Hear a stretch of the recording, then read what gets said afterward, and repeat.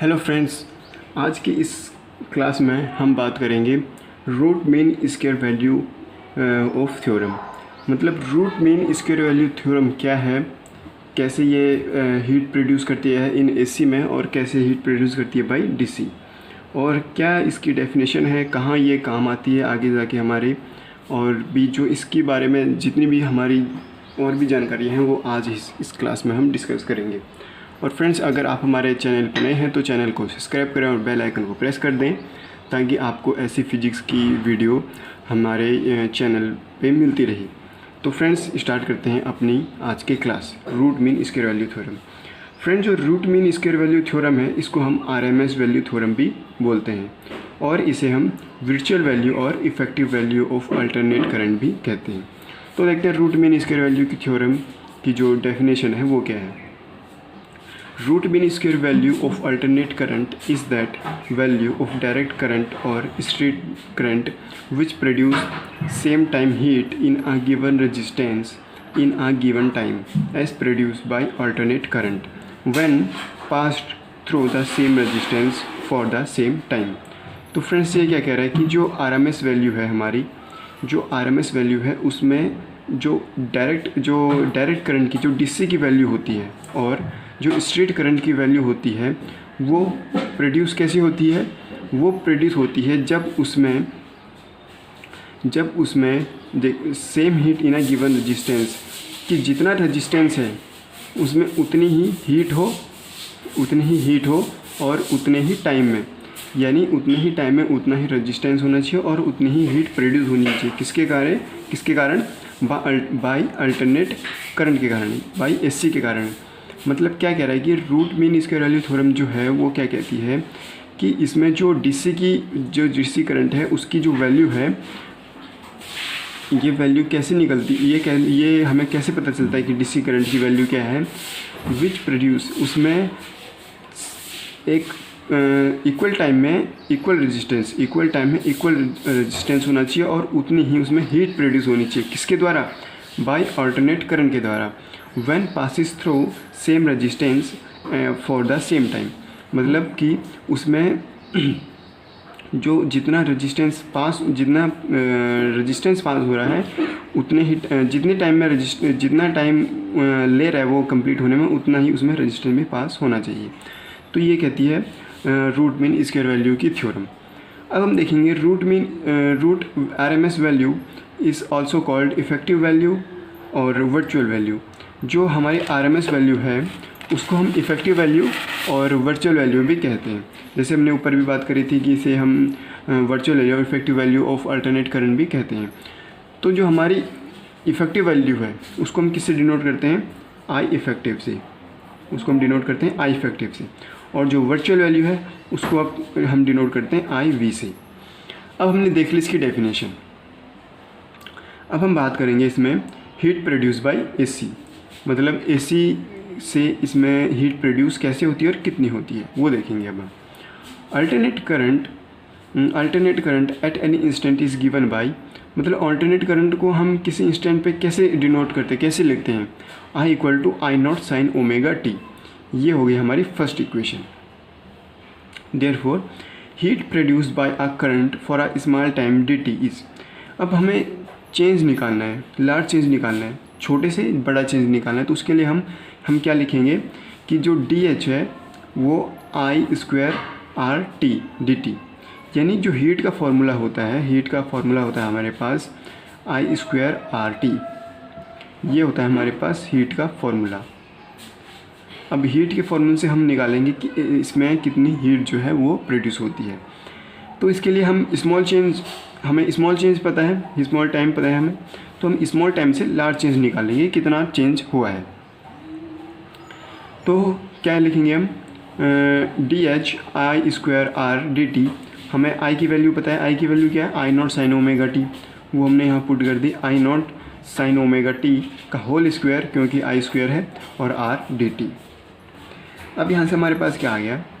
I not square into are का square नहीं है लेकिन साइन स्क्वायर है, sign square omega T into D T. ये आ गया हमारा कि हमारे पास ये है डी एच, कि इतनी जो small heat, small time produce small heat, वो है ये। अब हम देखेंगे इसमें चेंज। तो total heat produce for a one complete cycle AC is given by integration. अब जो हमारी टोटल हीट है, total heat produce in one complete cycle, एक पूरी साइकिल में कितनी हमारी जो AC करंट है, कितनी हमारी हीट प्रोड्यूस हो रही है इन वन, जो एक साइकिल AC का जो कंप्लीट हो रहा है उसमें हमारी कितनी हीट प्रोड्यूस हो रही है, उसके लिए, उसको निकालने के लिए हम क्या करेंगे, इसका करवा देंगे हम इंटीग्रेशन करवा देंगे। इंटीग्रेशन करवाने के लिए हम क्या करेंगे, H equal to integration of DH equal to integration I0 square R sine square omega t dt। अब इसकी लिमिट हमने रहा कहाँ से कहाँ तक रख दी, 0 से लेके t तक। अब 0 से लेके t तक कैसे क्यों रखी, क्योंकि 0 है minimum value, last minimum value, इससे कोई और छोटी वैल्यू नहीं है हमारे पास, और जो t है वो है हाईएस्ट मैक्सिमम वैल्यू, यानी इससे बड़ी कोई वैल्यू नहीं है। तो लिमिट हम वहाँ से रखते हैं जहाँ से हमारा स्मॉलेस्ट वैल्यू हो, और जहाँ तक वो वैल्यू पहुँच रही हो, लार्जेस्ट वैल्यू हो, वहाँ तक हम उसकी अपर लिमिट रखते हैं। तो ये हमने रख दिया। अब उसके बाद आप देखेंगे कि जो हमारा I0 है, I0 स्क्वायर और R, ये हमारा कांस्टेंट है, इसमें कोई चेंज नहीं होता। चेंज सिर्फ किस में होता है, साइन स्क्वायर ओमेगा t और dt में, इसमें सिर्फ चेंज होता है हमारा। तो ये हमने निकाल दिया बाहर, I0 स्क्वायर R बाहर निकाल दिया, और इंटीग्रेशन करेंगे हम लिमिट 0 से t तक, किसका, sign square omega t into dt का। अब इसका हमारे पास क्या फॉर्मूला होता है, ये हमारा आ जाएगा I0 स्क्वायर R इंटीग्रेशन 0 से t तक limit bracket 1 minus cos 2 omega t by 2 और ब्रैकेट क्लोज इंटू dt। अब ये कहाँ से आया, 1 minus cos 2 omega t by 2। तो जो फ्रेंड्स जो तो है मैथ के स्टूडेंट, यानी जिसकी 12th में नॉन मेडिकल है, उसको तो ये समझ में आ गया होगा कि ये कहाँ से आया, कैसे आया। लेकिन फ्रेंड्स जो बायो के स्टूडेंट हैं, उनके पास तो मैथ है नहीं, उनको ये समझ में नहीं आया होगा। तो मैं बायो जो स्टूडेंट हैं उनके लिए बता दूं कि जो हमारा मैथ में एक फार्मूला होता है कॉस टू थीटा का। कॉस टू थीटा का क्या फार्मूला होता है, 1 माइनस 2 साइन स्क्वायर थीटा।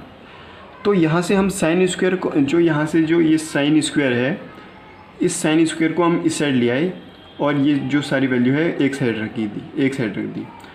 तो इस साइड लेके आए हैं, इस साइन को इस साइड लेके आए, कॉस को इस साइड ले आए। तो ये साइन इस साइड हम लेके आए, तो क्या आएगा, 2 कॉस ना 2 sine square theta equal to 1 minus cos two theta. अब 2 जो है हमने नीचे रख दिया, तो क्या आ गया, sine square theta equal to 1 minus cos two theta by 2। तो ये आपको समझ में आ गया होगा कि ये कैसे आया। तो ये हो गया किसका, इसको हमने इसमें कर दिया चेंज। अब हम देखेंगे इसका आगे इंटीग्रेशन कैसे होता है। तो अब इसके बाद क्या होगा कि I0 square R by 2 bracket limit. अब हमारे पास दो क्वांटिटी आ गई, एक dt आ गई है, एक cos two omega t into dt। 2 unit आ गई हैं, तो दोनों यूनिटों का हम अलग अलग क्या करवा देंगे, इंटीग्रेशन करवा देंगे।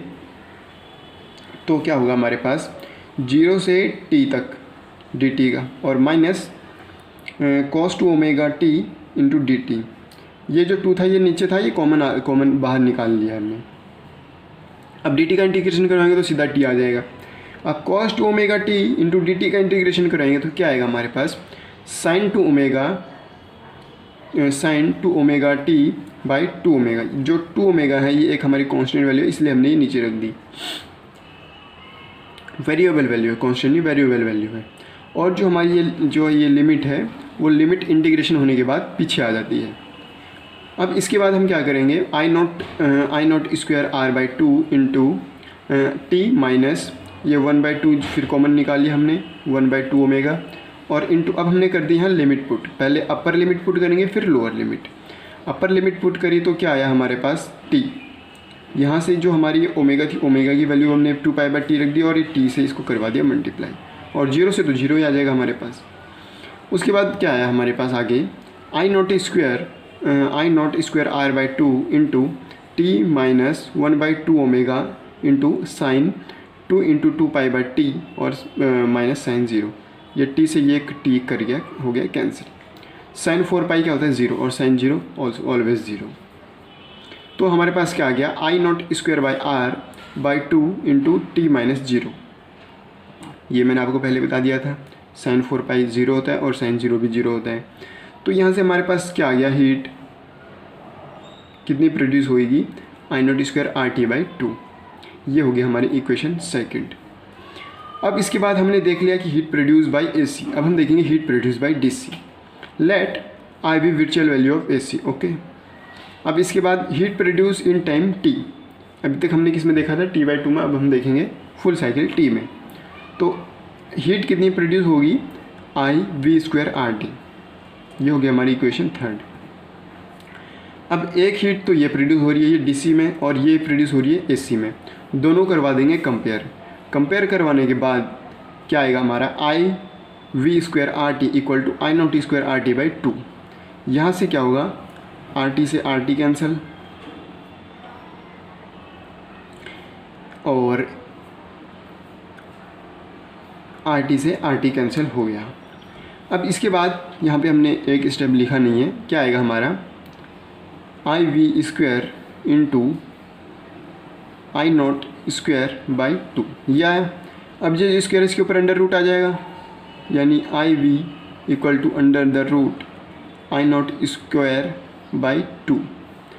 अब जो I0 का स्क्वायर है वो तो इसको काट देगा, लेकिन ये जो 2 के ऊपर का स्क्वायर है ये एज इट इज़ बच जाएगा। तो हमारे पास क्या आ गया, IV आ गया हमारे पास I0 under the root by under the root 2।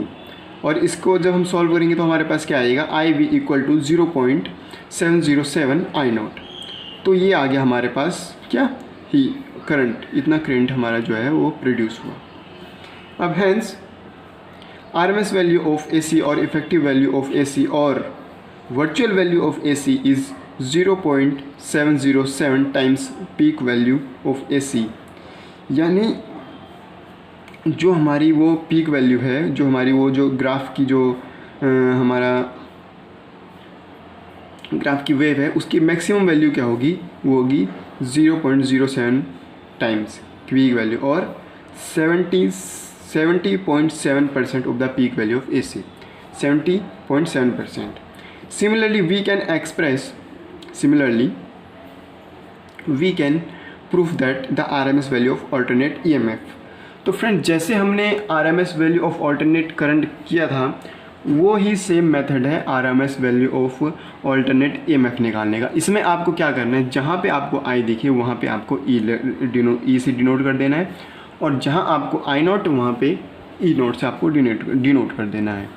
तो डिनोट करने के बाद आपके पास आ जाएगा ये answer, EV equal to 0.707 E0 और इसका जो परसेंटेज है वो आ जाएगा ये क्या, E इक्वल टू 70.7% E0। तो फ्रेंड्स अगर आपको ये निकालने में दिक्कत होती है, पहले तो आपको दिक्कत होगी नहीं क्योंकि आपको ये इतना अच्छे समझ में आ जाएगा, लेकिन अगर उसके बाद भी आपको ये निकालने में दिक्कत होती है तो आप हमको कमेंट सेक्शन में बता दें, मैं आपको क्लियरली समझा दूँगा। तो फ्रेंड्स ये था आज का हमारी class RMS value of theorem, RMS effective value of AC, virtual value of AC, RMS value of AC। ये थी आज का हमारा लेक्चर।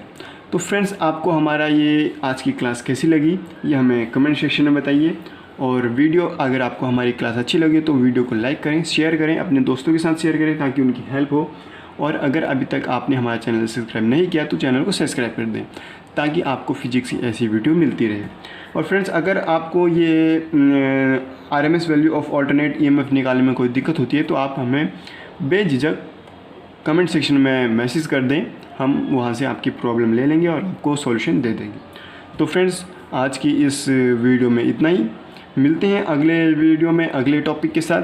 तो फ्रेंड्स आज के लिए इतना ही, थैंक यू फ्रेंड्स।